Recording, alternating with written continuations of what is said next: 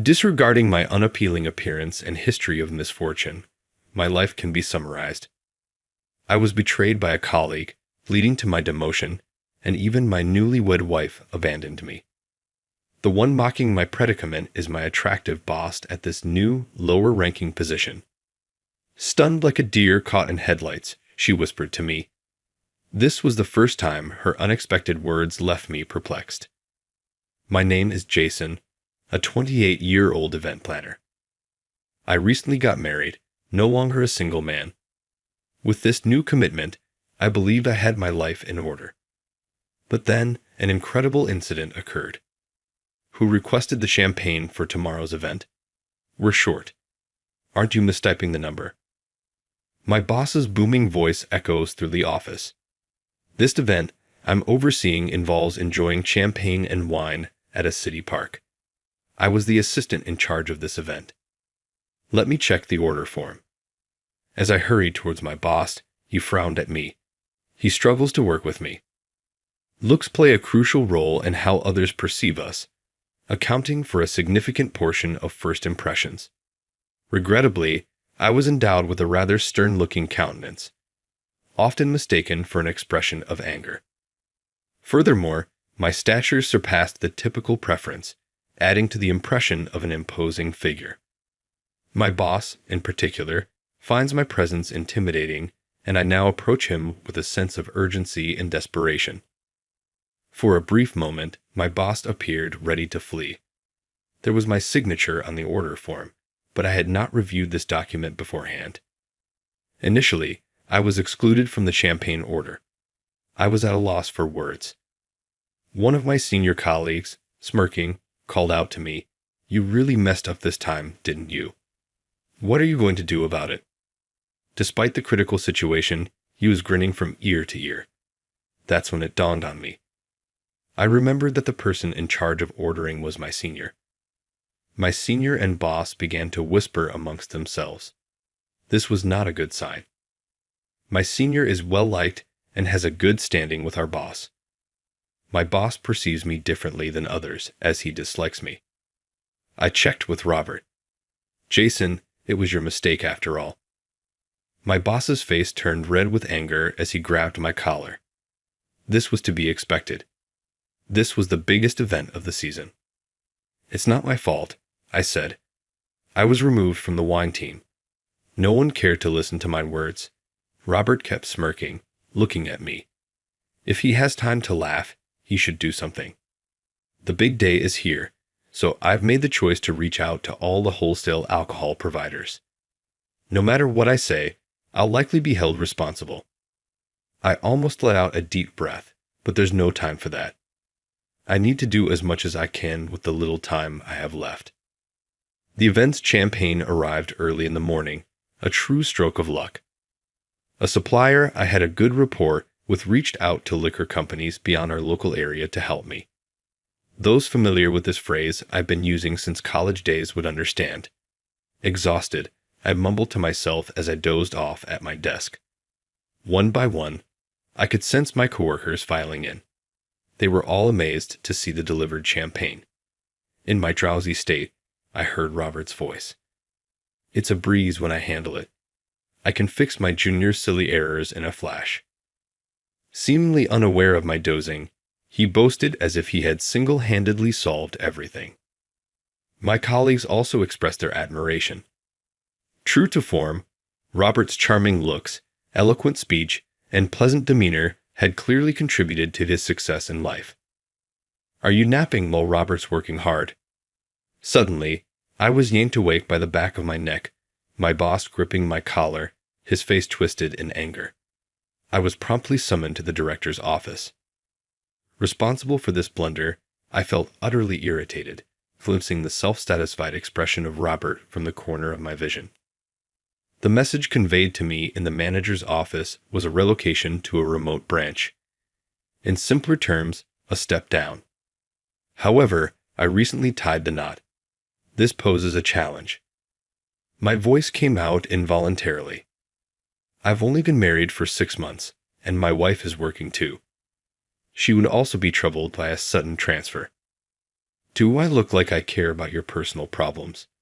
Reflect on the harm you were about to cause the company at your new location. Fix that attitude too. My boss was now calling the new location my demotion openly. A transfer order was thrown at me. The destination was a small branch in a seaside town. I've been demoted from my subleader position as well. My salary will likely decrease accordingly. After leaving the director's office, I immediately sent a message to my wife. I didn't have the courage to tell her directly. However, she didn't reply immediately. A week after that incident, I found myself in the town of my demotion. It was near the sea, with the scent of the tide in the air. In the end, my wife left me just 6 months into our marriage. She made it clear to me when I got demoted. She couldn't quit her job, and she married me because I was earning well. It seems I'm no longer needed as I've lost that value. I heard later that she had been involved with someone else before our marriage. My demotion was a convenient excuse for her to leave. You never know what life will throw at you. And now, at this new workplace, I have to start from scratch. The first time I showed up at work, everyone looked at me as if they were terrified. The towering man of 6'7", with a harsh gaze, just disappeared. I knew the reaction was justified, but it still hurt. I may look intimidating, but I'm not one for fights. I can't boast about my strength, and I hate conflicts. Apparently, I seem cold to others, and they tend to keep their distance from me. This has been the case since my student days, and it hasn't changed since I started working. Those who get to know me well trust me, but few people make it that far. The new office clerk is a young girl, and she seems to be constantly scared of me. My other colleagues also treat me like I'm a delicate, touchy subject. There was only one person who treated me without any discrimination. That was the branch manager, Miss Lisa Richardson. She was an astonishingly beautiful woman. I was so stunned at first that I just stared at her. She always had her long hair loosely tied up and wore heels. Her lipstick was always red.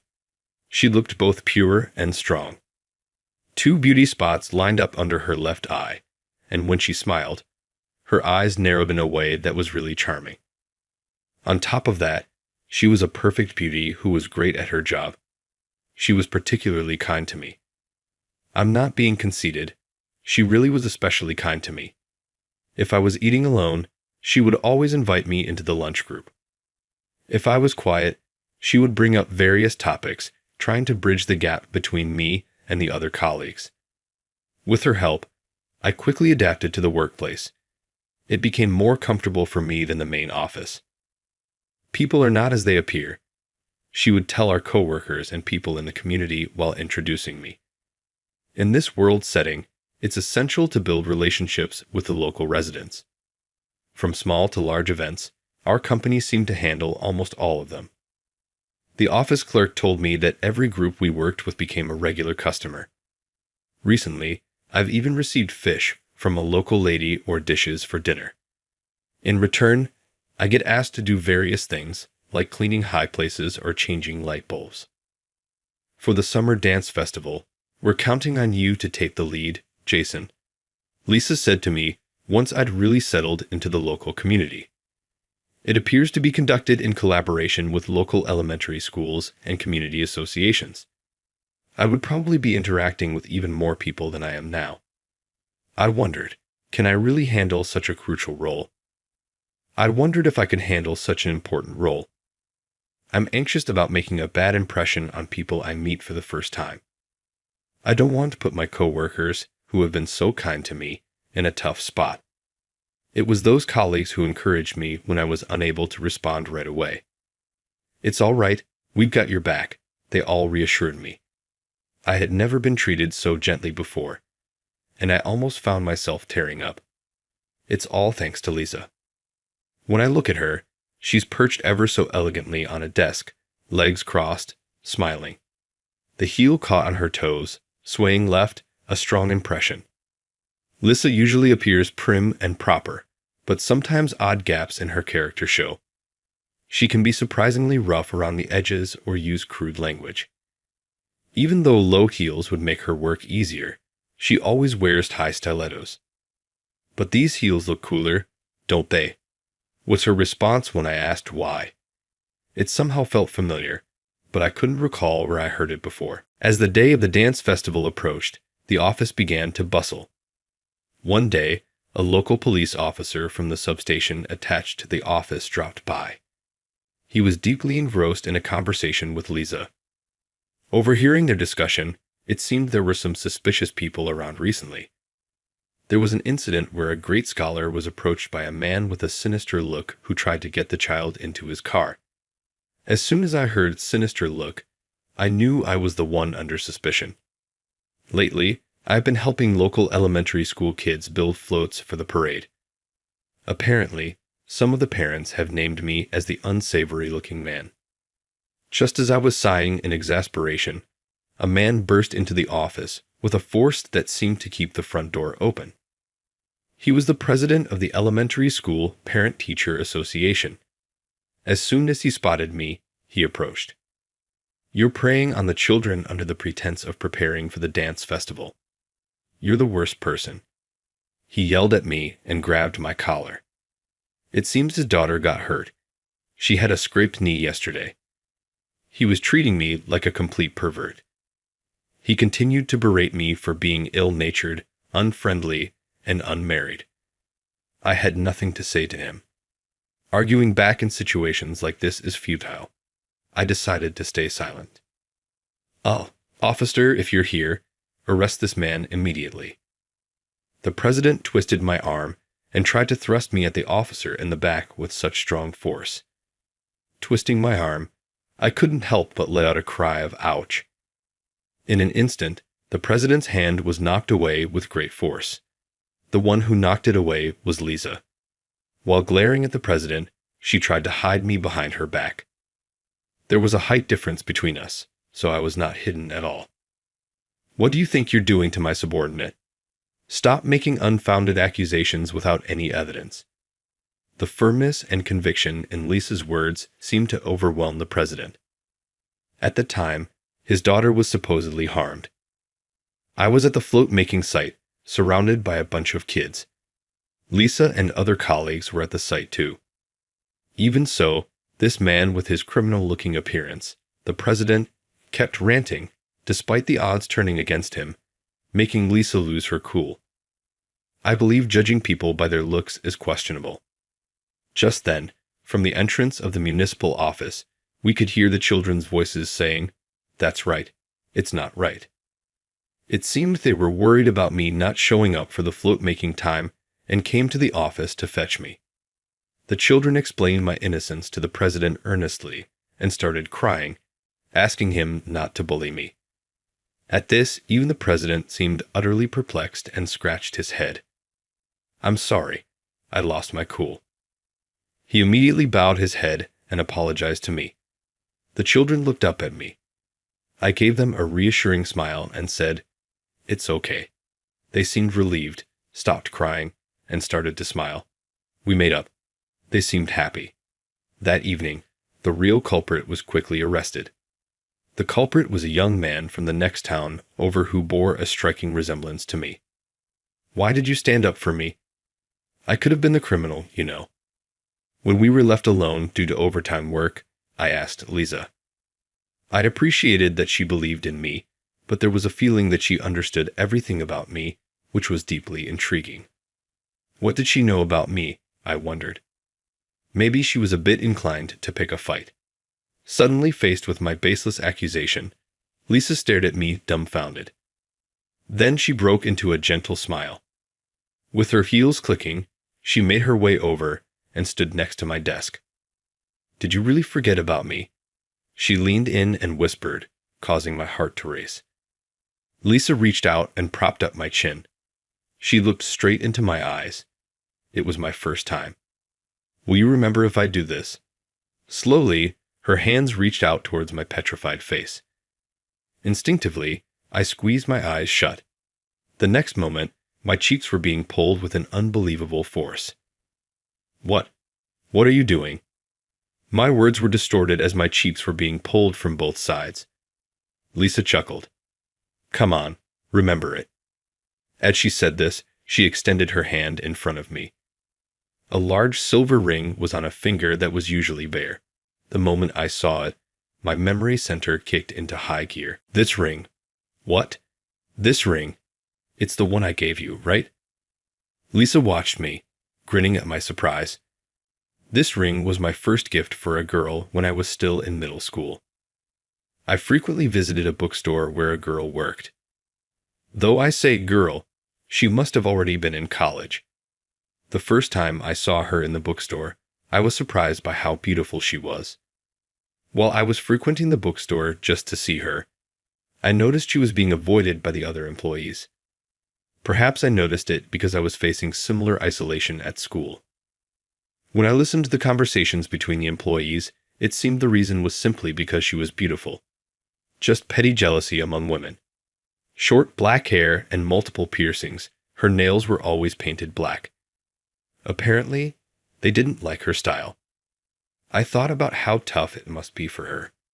One day, right before closing, I really wanted to read a book, so I dashed into the bookstore. In the corner of the nearly closed shop, she was crouched down, looking for something. Are you looking for something? I mustered up my courage and spoke to her, which seemed to surprise her. As she stood up, her eyes filled with tears as she looked at me. It was an image I still remember. It made my heart pound. I lost my ring. Indeed, the silver ring she usually wore was missing from her finger. She told me it was a gift from her brother. There was no one else in the store. Silently, I crouched down on the floor and started to help her look for it. In the end, we didn't find the ring. She bowed her head to me and thanked me. I was frustrated that we couldn't find it, but I was happy to have shared that time with her.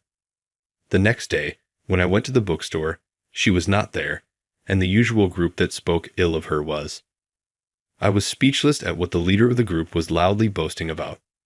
She was proudly talking about how she had thrown the girl's silver ring into the river. Apparently, the leader's boyfriend fell for the girl, and that was the cause. Talk about spiteful. Feeling sorry for her after she searched so hard, I spent all my savings and bought a ring for the first time in my life. Later, when she was at the cash register, I slipped the ring onto her finger. In the midst of the chaos, I clearly remember that I was so flustered that I put it on her left ring finger. Her surprised face with wide eyes and the face of Lisa, who was laughing in front of me now, overlapped in my memory. You were the first one to put a ring on my left ring finger, I said. Jason, leave. Lisa apparently noticed me at the company induction ceremony. She found out my department, my name, and while she thought of speaking to me someday, many years passed by.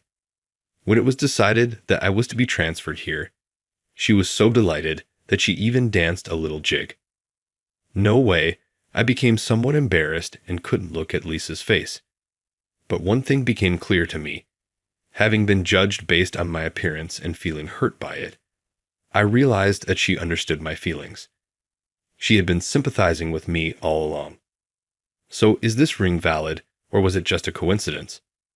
Lisa tells me that after that, I became too embarrassed to go to the bookstore, but she had been waiting for me all along. I was surprised when you crawled around on the floor, so earnestly looking for the ring for her. Ever since then, I've been concerned about you.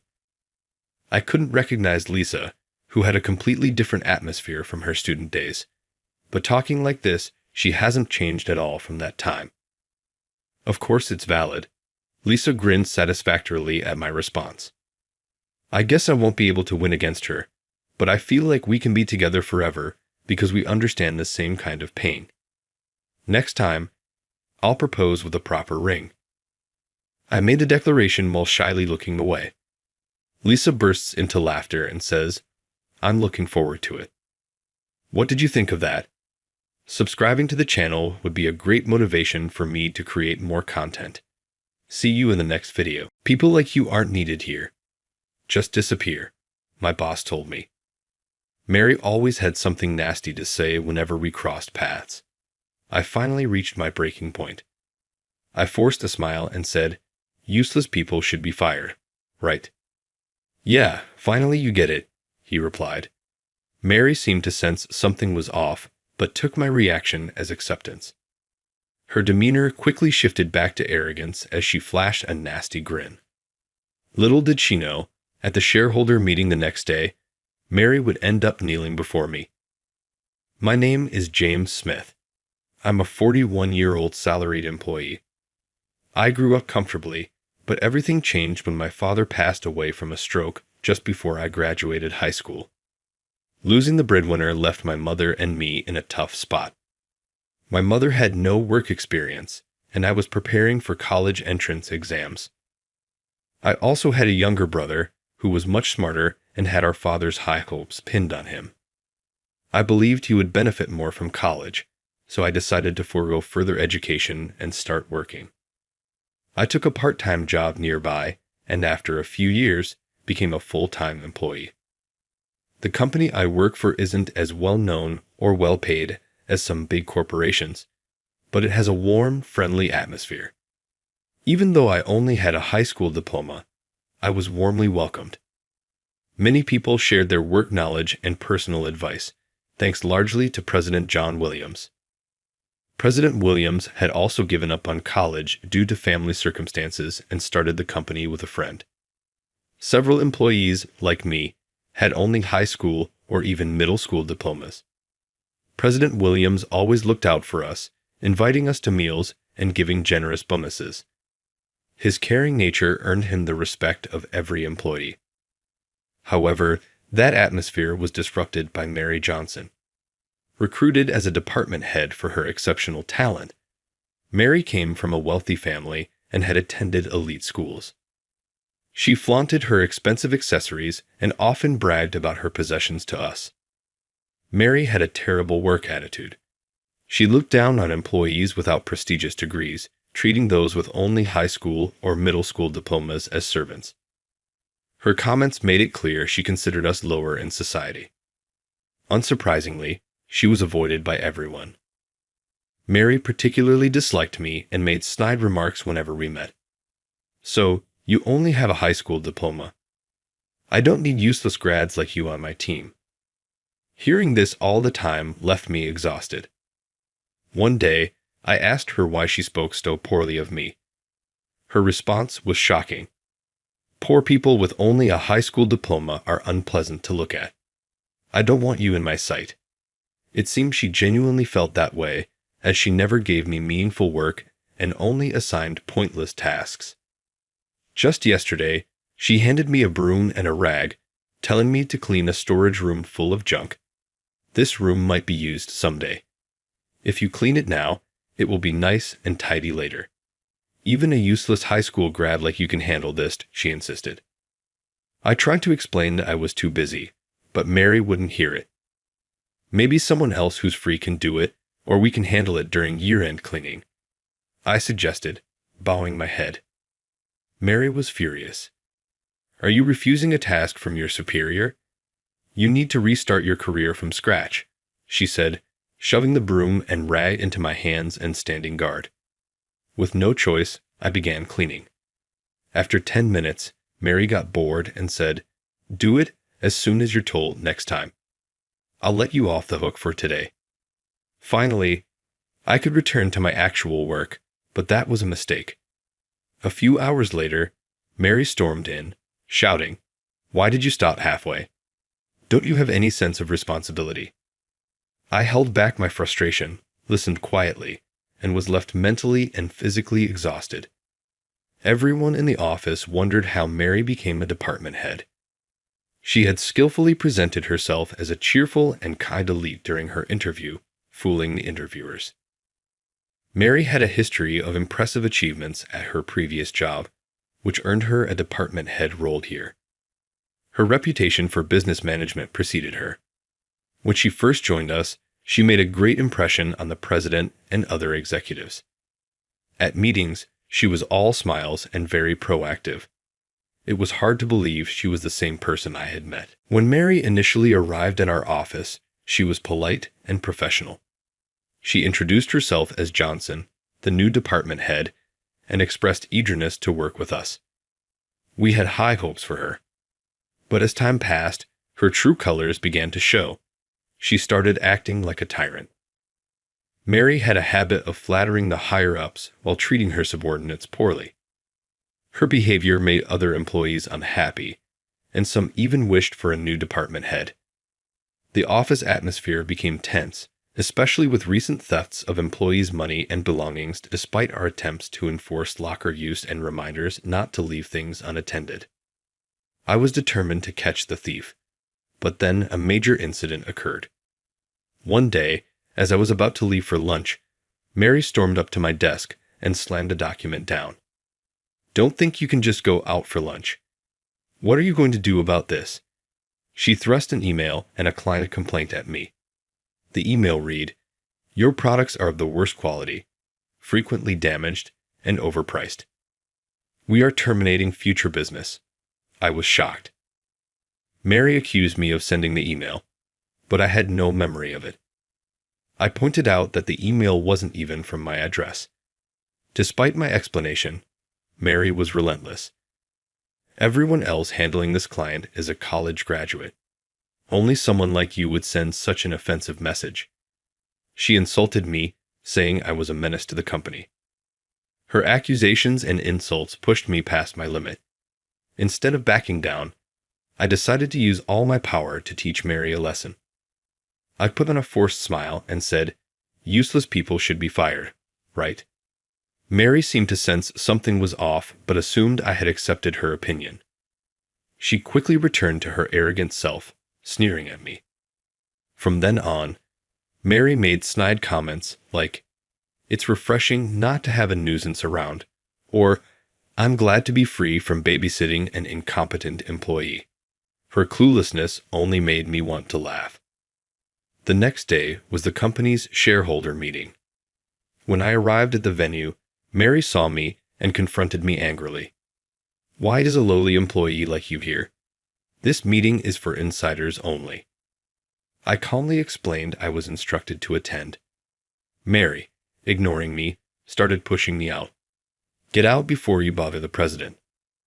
I was at a loss, unsure of how to stay when I was being pushed out. As the shareholder meeting was about to start, the president arrived. Mary interrupted my explanation, putting on her polite smile for him. "This is James Smith." He was trying to attend the meeting without knowing his place. I was just sending him away. The president's expression darkened. "What are you talking about?" He turned to me. "Smith here holds 90% of the company's shares as a special controlling shareholder. Of course, he has to attend the shareholder meeting." Mary turned pale and stared at me, trembling. When I slowly nodded, she let out a short scream and collapsed on the spot. In reality, I own 90% of the shares of the company I work for. A shareholder holding over 90% of the shares is called a special controlling shareholder. Such a shareholder is a powerful figure with the right to demand that all other shareholders sell their shares through a resolution of the board of directors. This fact was known to employees at the manager level and above, but Mary was unaware. Mary had made herself disliked by acting high and mighty right after joining the company. No one bothered to inform her about the details. How could someone hold 90% of a company's shares? Normally, people own just a few shares, and even having more than 50% is unusual. Mary sat on the floor, mumbling to herself, clearly in complete confusion. Unable to watch any longer, the president began to explain. This company was actually founded by my father, who served as its president. However, when I was in high school, he suddenly passed away from a stroke. His best friend, who was the vice president at the time, took over as president. The president also arranged for me to join the company immediately after graduating from high school to groom me as the next president. There were discussions about making me president right away, but it was decided that it would be better for me to gain experience first to avoid risking the company and its employees due to my inexperience. So, I inherited 90% of the company shares from my father and worked on the ground while learning management skills from the president. My smarter younger brother graduated from college and now works as the executive vice president. I'm glad to see Smith has developed into a competent Templar. I'm thinking about stepping down as president, and I told you this when you joined. Mary struggled to get up, mumbling incoherently. It seems you weren't paying attention. I just assumed he was an incompetent, low-educated person. She was clearly shocked by my true identity. Mary inadvertently let her true feelings slip and was immediately reprimanded by the president. Watch your language. A person's worth is not determined by their educational background. But I think it's wrong for Smith to hold 90% of the shares instead of reflecting. Mary argued with the president. It's just because he's the son of the former president that he holds 90% of the shares. I am much more competent and contribute more to the company. Judge by ability. I was utterly astonished that she would declare herself so superior. The president seemed to feel the same way, letting out a deep sigh before speaking in a low voice. Smith is far more competent than you. He listens to the employees' needs, constantly improves operations, and boosts workplace morale. I do that too. Mary tried to compete with me, only making the president angrier. Don't be ridiculous. Do you think I'm unaware? I've heard reports that you're harassing other employees instead of boosting morale. The president's face hardened as he began to reprimand Mary for her behavior. You put on a good face for me and the upper management, but I've been informed about your horrible treatment of subordinates, looking down on people based on their education, assigning unnecessary tasks, and disrupting their actual work that was meant to help them grow their abilities. Mary continued with her weak excuses, but the president wasn't buying it. Enough. You don't need to say anything more. Besides, you are neither an executive nor a shareholder, so you don't need to attend the shareholder meeting. I already sent an email about this. What? I thought it was a mistake. I'm an extremely competent employee, right? I figured the president must have made an error in the recipient list. I was eager to attend today, to assume the president made a mistake, and then crashed the shareholder meeting. This showed just how brazen Mary was.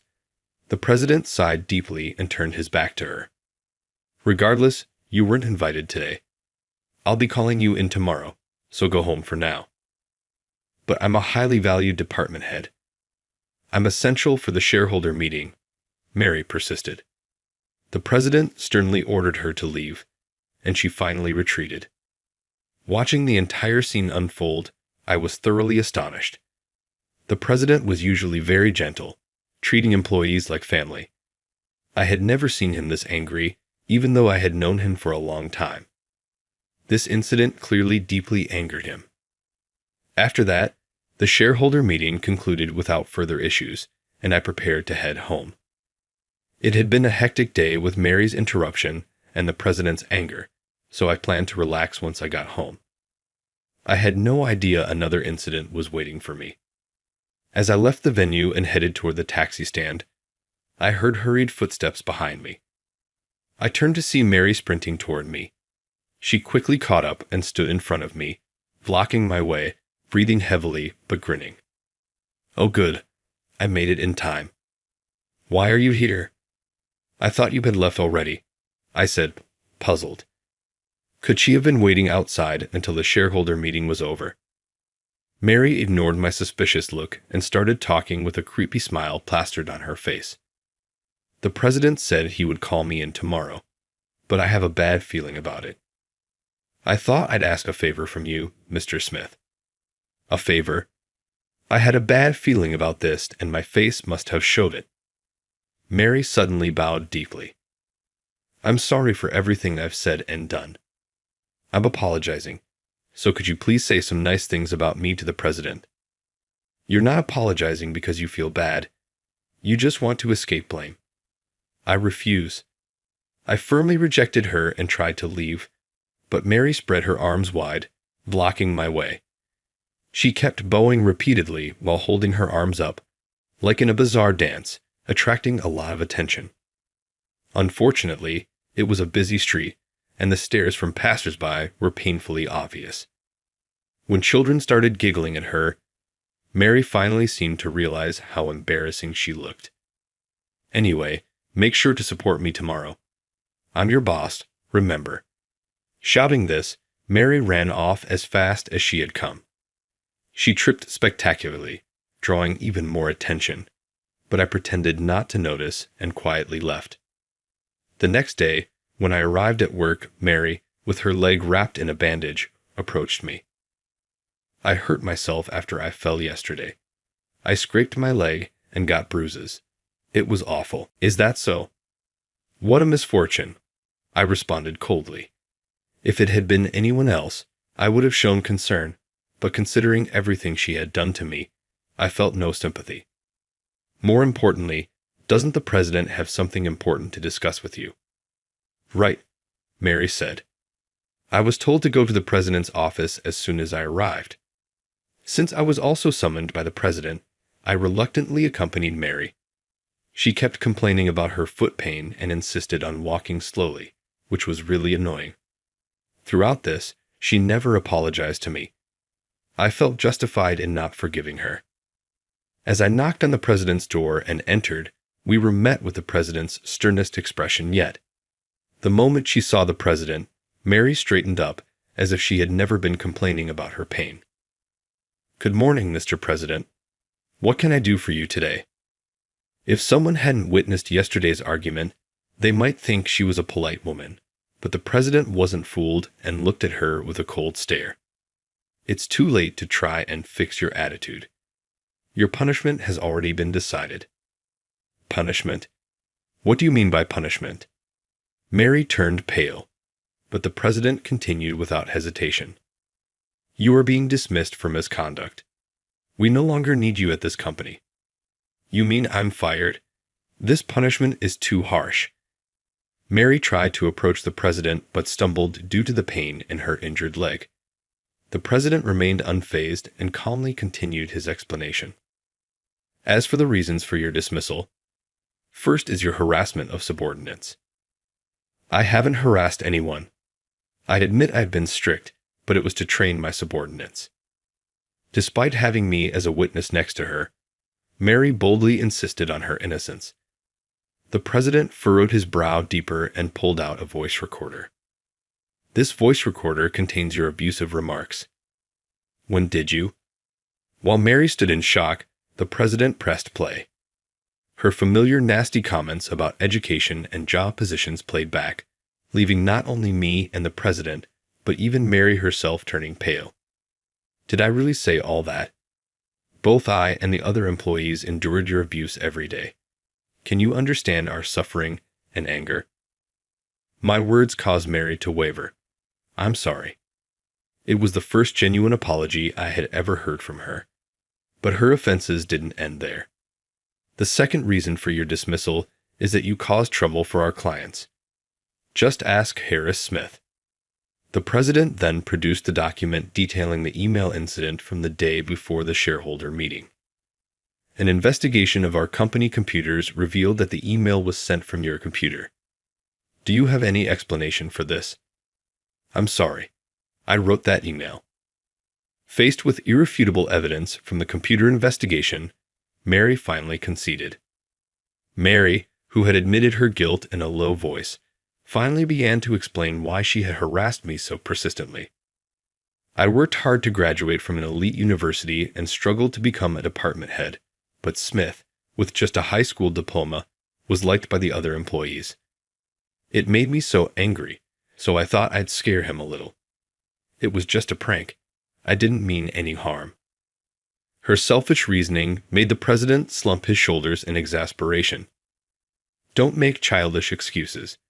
And what about the third reason for your dismissal?" The president then showed us footage from the security cameras installed in the office. The video clearly showed Mary sneaking around and searching for valuables. Mary turned pale and stared intently at the screen. Her previously remorseful demeanor vanished, and she began to sweat nervously as she fired questions at the president. "How?" "I checked all the security camera positions. I shouldn't be on tape." "Recently, employees' wallets and personal belongings were being stolen, so we installed additional security cameras. Even as a department head, you resorted to theft. What were you thinking?" Scolded by the president, Mary lost all her strength and slumped to the floor. She hung her head and began to sob, but eventually she started to speak the truth. The truth is, I bought too many luxury items and went into debt. The repayment deadline was coming up, and my parents wouldn't help me anymore, so I resorted to stealing from the employees. I had no idea Mary was buying luxury goods on credit. Not being able to repay with her salary and being abandoned by her family left her in a dire situation. "Why didn't you just sell the luxury items?" I muttered. Mary burst into tears. "I did sell them, but they said they weren't popular or had scratches, so they didn't bring in much money." I had held off on her dismissal, thinking there might be some reason behind her actions until I heard her side of the story. But after reviewing the evidence from the voice recorder and security cameras, it became clear that her reasons were petty and that she was a much worse person than I had imagined. It took some effort to gather all the evidence, but I'm glad I consulted the president and we made the right decision. "Mary, please reflect and atone for your sins." As I spoke my final words to her, she cried and said, "I'm sorry," but I couldn't believe her words until she truly paid for her actions. Afterward, we consulted the police about Mary, and she ended up with a criminal record. A thorough investigation revealed she had stolen from donation boxes at temples and shrines, which ultimately led to her imprisonment. I hope she sincerely reflects on her actions and atones for her crimes. Meanwhile, I spent my final year of training as Mr. Williams's secretary before finally becoming the president. Moving forward, I plan to continue valuing employee performance over educational background and aim to create a rewarding workplace. My brother, who was the executive vice president, has now become the vice president and is my indispensable right-hand man. His dedication inspires me to keep striving. I want to continue working with the people around me to cherish both the company and its employees.